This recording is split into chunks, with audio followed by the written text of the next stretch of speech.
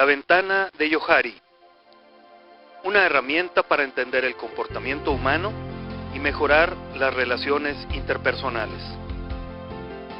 Existen diferentes modelos para explicar el comportamiento humano. Uno de ellos es el llamado ventana de Johari, desarrollado por los investigadores Joseph Luft y Harry Ingham, de donde toma su nombre Johari. A través de sus investigaciones, dichos autores pudieron darse cuenta que la personalidad que en un momento dado yo puedo proyectar está determinada por dos factores.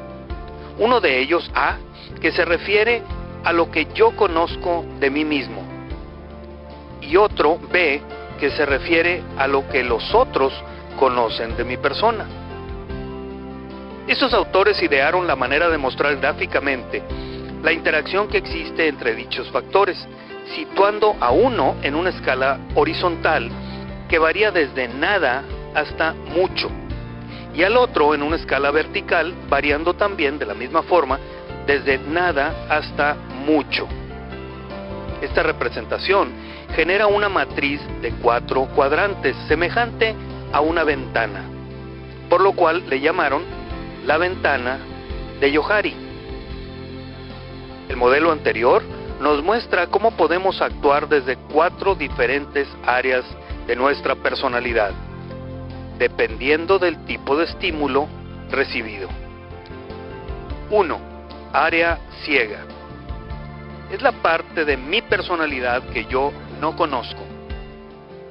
Proviene de los hábitos o mecanismos de defensa aprendidos desde mi niñez y provocan que mi reacción ante un estímulo determinado sea en forma automática, es decir, sin que yo tenga el control. Sin embargo, las personas que comúnmente se relacionan conmigo conocen este comportamiento y lo entienden como una parte normal de mi personalidad. Dicho comportamiento se manifiesta principalmente usando lenguaje no verbal, es decir, a través de gestos, ademanes, posturas, etc. Un ejemplo que se puede mencionar es cuando alguien cerca de mí está masticando un chicle.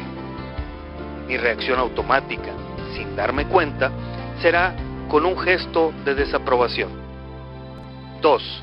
Área oculta. Es la parte de mi personalidad en donde se encuentran principalmente mis valores, creencias y sentimientos.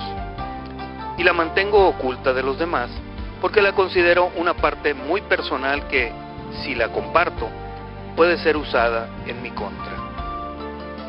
Cuando alguien usa el tipo de estímulo que toca esta parte de mi personalidad, recibirá una respuesta inexplicable para él, dejando una impresión de mi personalidad que no corresponde con la realidad, y a la vez propiciando su alejamiento para evitar nuevas malas experiencias.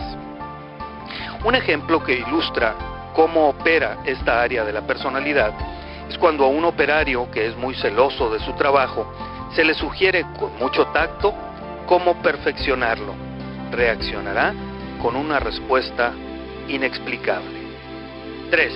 Área desconocida. Esta área corresponde al conjunto de comportamientos guardados en lo más profundo de mi inconsciencia y que nadie, ni yo mismo, conocemos.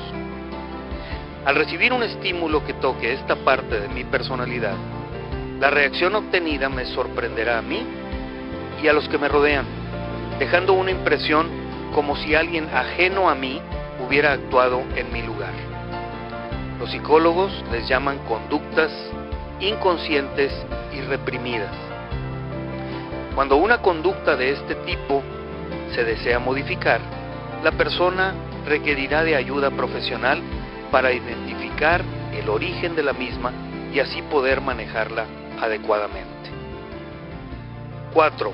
Área abierta. Es la parte de mi personalidad que ha evolucionado hasta convertirse en una parte plenamente conocida por mí y por todas las personas que me rodean.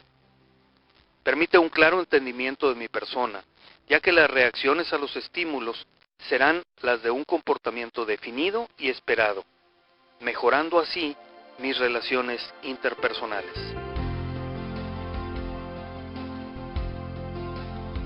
Las personas que tienen el área abierta muy pequeña deben su conducta a que debieron haberse desarrollado en un medio ambiente desfavorable, lo cual les golpeó su autoestima, creando su reacción de aconchamiento para protegerse y sobrevivir. Sonará incongruente, pero las personas de este tipo son las que más necesitan ampliar el área abierta.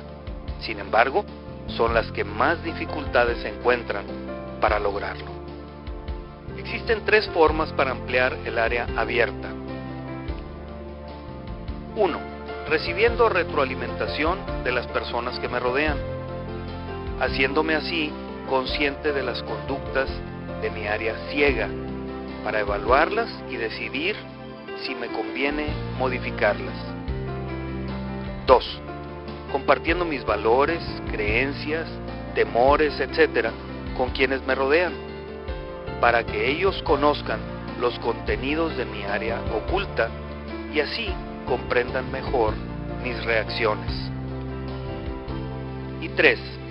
Haciendo introspección de conceptos nuevos que expliquen las conductas personales y así saber las conductas más adecuadas que sirvan como base o estándar contra la cual comparar las conductas actuales.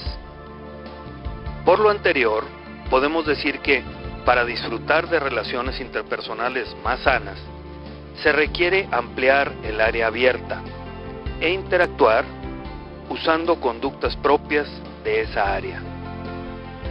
Y al mismo tiempo, disminuir el contenido de las otras áreas, disminuyendo consecuentemente el uso de ellas.